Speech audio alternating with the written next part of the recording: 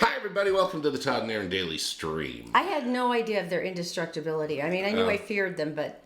My heartbreak has now been mended a little bit. The video explains. Here, watch.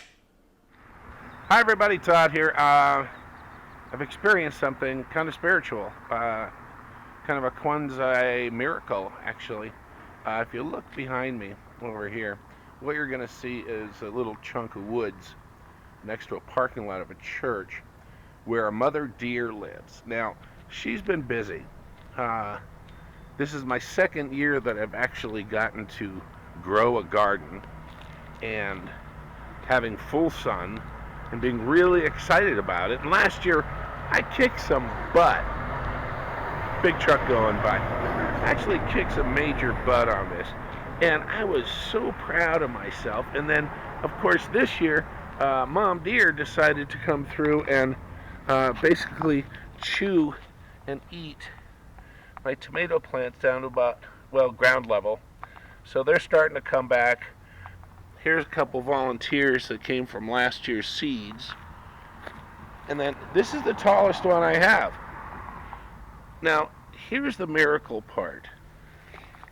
This is my pumpkin plant. I just moved the tendrils, that's why they look all wilty. And this one, the thistle, I just leave to torture the deer in case they come back. But I actually have a little tomato. My first tomato. Now I know that most of your tomatoes are probably 3.5 feet tall by now. But I am starting over on its own. I haven't watered this garden. There is no overspray from another sprinkler. This is just how it's working, and this is the scary part. This is a zucchini plant, and it is going crazy, and I have not watered it. And it's been, 100 degrees? It's mid-July, so it's been like 100 degrees outside. And let me show you what this thing has been doing.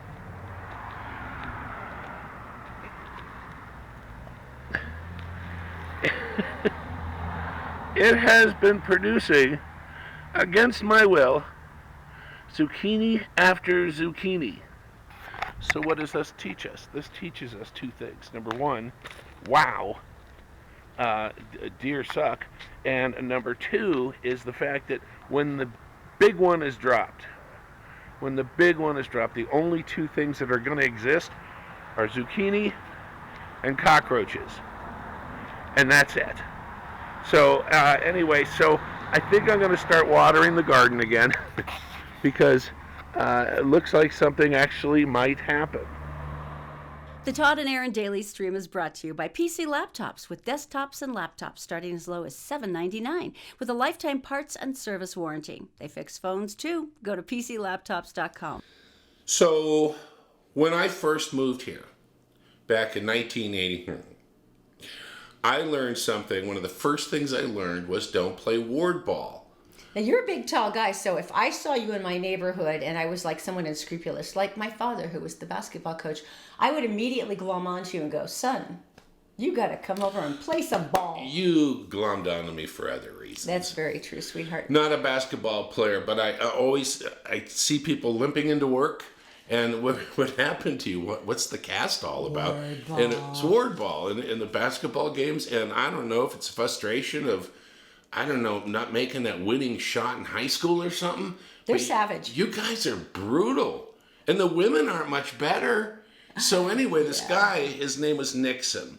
And Nixon this happened about 4 years ago. And Nixon was going down the court and getting ready for a jump shot right around the foul line. And went up and was going to do this. Well, the defender came in from behind, reached across him, and put his hand on the ball. So he had contact with the ball. Isn't that considered illegal?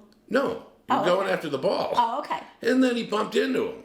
Oh, so okay. That is a foul. That is a normal foul. Sure. Here's the ball. You stand on the line. You get to shoot a couple points. Sure. So that was not good enough for Nixon. I am You going mean to he was unhappy because... I am going to make fun of you, Nixon. I'm sorry. So he was unhappy because... He got a foul. injured his knee. Okay. So 3 years later, he tracked the guy down, probably goes to church with him, and sues him. 3 years later? 3 Why did he wait 3 years later to Because his sue knee him? got progressively worse or something, and he didn't want to pay, reconstruction surgery or something. And so the courts 3 years later threw it out and said this was not, he didn't attack you. You were playing a sport, a physical sport.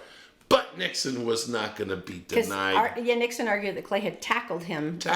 The actions were negligent, but the ref had said, well, it was an intentional contact. Yeah, Okay. it just happened, you know? So he's not happy with the initial court throwing it out. So what happened do? Then? You were injured in a ward basketball game by a person 3 years ago. What would you do? Of course you would take it to the Supreme Court. You're kidding me. He took it to the Supreme... You've got to be kidding me. They held up the other court's ruling, and they went, go away. Go run a lemonade stand and make money to fix your knee, or go online and I'm sorry ask about for your it. knee, but you went to the U.S. Supreme Court for a ward basketball injury? You played ward basketball. It is going to happen. Dude, we all know what it's like. There's a reason they call it the brawl that starts with a prayer. There's a reason for that. Oh my gosh. To take it to the Supreme Court. How embarrassing, number one, for him. I'm just impressed he got it up that far. And for 3 years. You were determined. He had one story in his life, which was, I was fouled. I don't know. I think we've all been there where we've had an unreasonable foul, but I've never taken mine to the Supreme Court. I've just accepted it. Well, bitterly. They flattened their tires, but Only yeah, once. basically Only twice, accepted it. 3 Yeah. times did Hey, that. you want to play? You want to play a new game show? Sure, of course. Let's play the new game show, and I like to call it "Hey, what's in the truck?" Hey, what's in the truck? Okay, I'm ready. You're my contestant. Sure. All right. So the 2 people were pulled over. All right, and this is in Kentucky. All right, and so I want you to tell me first of all. I will give you this hint. Okay. The driver's license was suspended, and there was alcohol involved. What was in the truck? Oh, no surprise. So I'm guessing, let's see, this is the South there. It was probably whiskey. Yeah, Kentucky bourbon. Well, of course. Half bottle open. Yeah. What was it sitting next to, do you think? His suspended license? Such a good thing. Well, he did have a suspended license. I'm sure he had a passenger in the truck, because if you're going to drink Kentucky bourbon with an open bottle on a road in your truck, you're going to have a friend with you. No, I was sitting next to a gun. So. Okay, then. Well, this is Kentucky. Okay. So far we have the suspended license, the Kentucky bourbon, and the gun. Right. Now, let's talk about the truck. Where did he get the truck? No. It was stolen. Because if you've been drinking Kentucky bourbon and shooting off your gun, you need to have a truck to take you somewhere. Let's run down the list. Suspended license, stolen truck, Kentucky bourbon, a firearm. Okay, that's 4 out of 4. Which is for him a huge offense because he has a record of this. That's pretty impressive, though. You stacked them federal, like that. That's good work. That's just not going to stop. Wait, there's more? There's more. In the back of the truck. No, what else could be there? Think of the weirdest thing and then say it. I don't know. Like, was he like one of the booze runners? Was he like one of the guys that... Rattlesnake. Rattlesnake in an aquarium. First of all, they can't swim. No, there was no water. Of course. Of course a rattlesnake. Of course you'd have, because why wouldn't you? And you can imagine the police officer just scratching his head and saying, okay, this That's guy just impressive. not thinking it through. He did, because this is delightfully thorough. He has covered every possible consequence here. I mean, I'm now going to blow your mind. What? All right. Suspended license. A lawman? What? Stolen truck. Kentucky bourbon. A weapon. Yeah. A rattlesnake. And powderized radioactive material. He had uranium. He had uranium. Where did he even get powdered uranium? Uraniumisus.com? I don't know. And they haven't explained it yet. They just... we've so passed the trifecta of horribleness and gone into the sextuplet of insidious doom. I mean, what? It's the wild card, isn't it? Because, you really can't powderize radioactive uranium. Right. That'll make the cops step back a little bit, but Was it next to the snake? Because by now the snake's probably like 9 feet tall, right? Well, it's 3 heads. I wonder if they found out afterwards or if it had a label uranium on it. I'm just hoping they didn't touch it like, is this cocaine? I'd let the guy go. Yeah, at that point, really? Oh my God. I'd let You're the guy... kidding me. No. Tell me that he's like buried in a box like underneath the ground right now because he's like literally too dangerous to be let out anywhere. He's got big lumps on him and he's got 4 arms. That's like the best country song ever. I How was would driving you fit in my truck. How would you fit that into a song? There's how many? You need at least 6 choruses. At least. Mm-hmm. At least. All right. That is impressive. What else? Okay, I absolutely love this just because this is a man who didn't think it through. He's actually from Salt Lake City, but apparently he was in New Jersey. This is where we received the selfie from the New Jersey Police Department. And apparently he stole a brand new super expensive iPhone. Don't do that. So the businessman who owned the iPhone was incredibly bummed out and he's like, so much money, crap, this sucks. Right. Well, apparently, this guy wasn't thinking through, or maybe he didn't understand the expensive new phone because he took a selfie of himself going like that and it automatically transferred to the owner's Instagram account. So now people are using the photo of this bespectacled man looking incredibly startled, and they immediately got him identified as from Salt Lake City, and he was there for 6 months, I guess, doing temp work and had stolen the man's iPhone. Wow. In his apartment, they also found 65 other iPhones. No word on the selfies. He was good. Wow. That's like an overachiever. He needs to get a truck with a rattlesnake in it. He should meet those two. Those two should meet. Get them two together. Like on Tinder or something. Bizarre yet unfortunate criminal activity. All right. Impressive, right? What else? Oh, this one's really cool. Tell me something good. You ready? Yeah, go ahead. Well, this is from the University of Utah.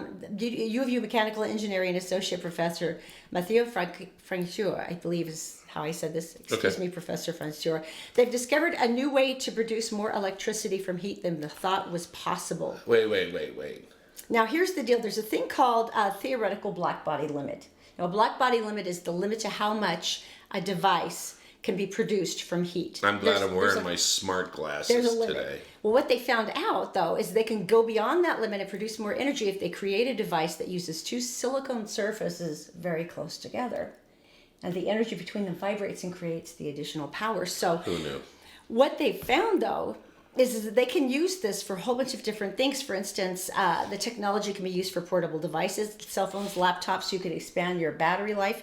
They're really excited about the medical implications because they're already working with the U of U Medical Center. That's crazy. For things like pacemakers and some of the new automated medical technology that's coming out. You know? And so you would be able to transfer that. But one of the things they think is so cool, though, is the difference that this does for the environment. Because when you're producing electricity, you're producing heat, which releases into the atmosphere.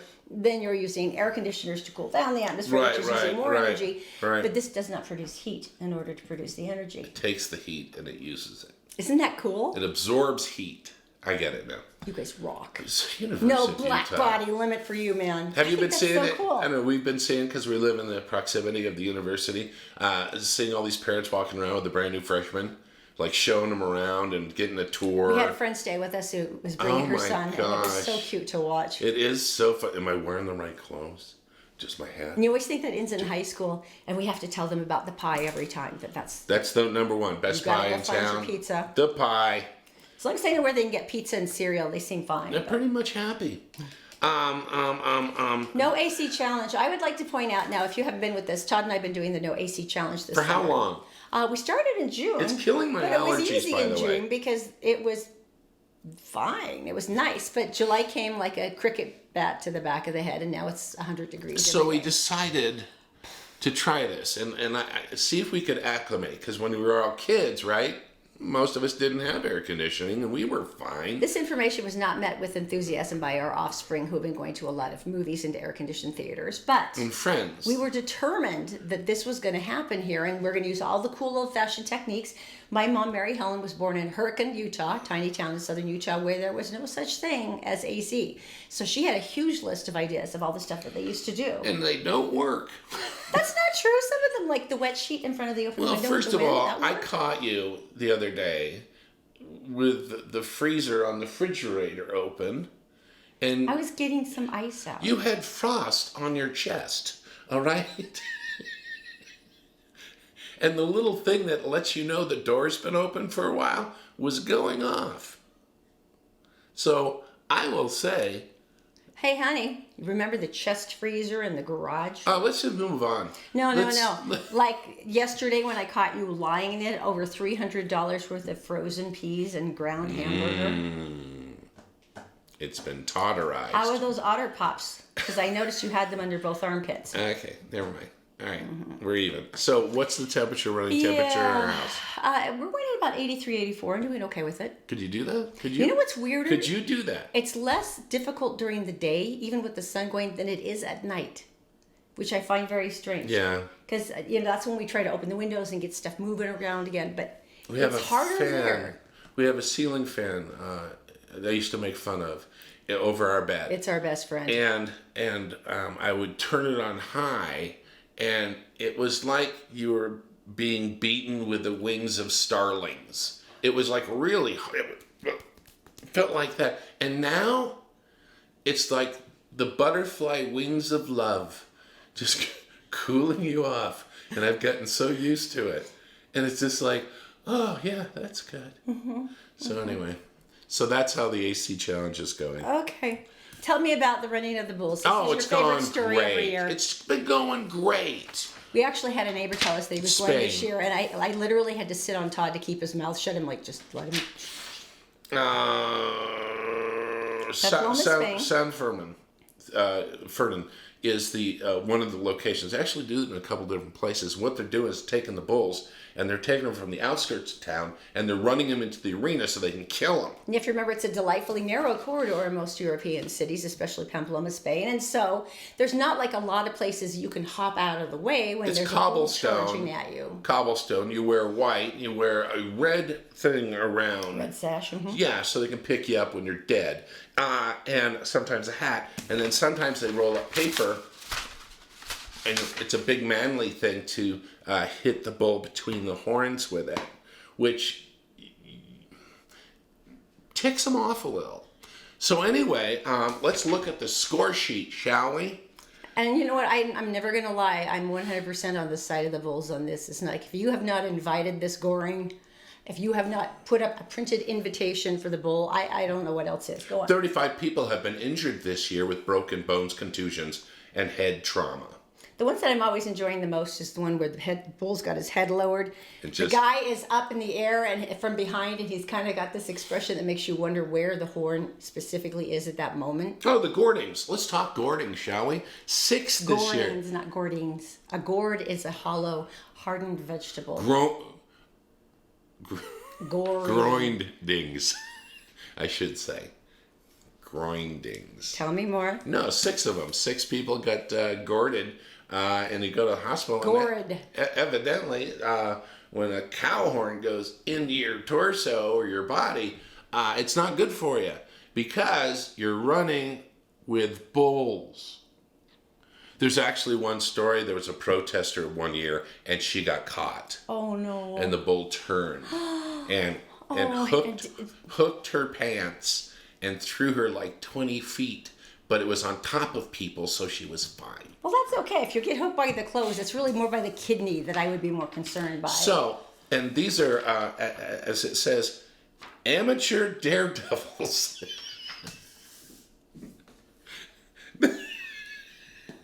All right, so if you're driving today, look out for a truck that's stolen, has Kentucky Bourbon next to a gun, and then has a rattlesnake and radioactive uranium in it. All right. It's stolen, just so you know, if you were confused. You're welcome. Call the police from a distance. cover yourself with a lead sheet. All right, you guys, we'll see you tomorrow on the Todd and Erin Daily Stream. Don't forget, we're still looking for your advice for the No AC Challenge. If you know great ways to keep cool, maybe something you learned as a kid, Please something help. that you've needed during necessity, we're giving away a $50 Amazon.com gift card at the 1st of August for one of the suggestions at random. Just leave us a message today on the show. We would be so grateful for any advice you can offer. I'm going to go take my shirt off If we live till August 1st. after I'm off camera because I love you. Not her, you. Bye.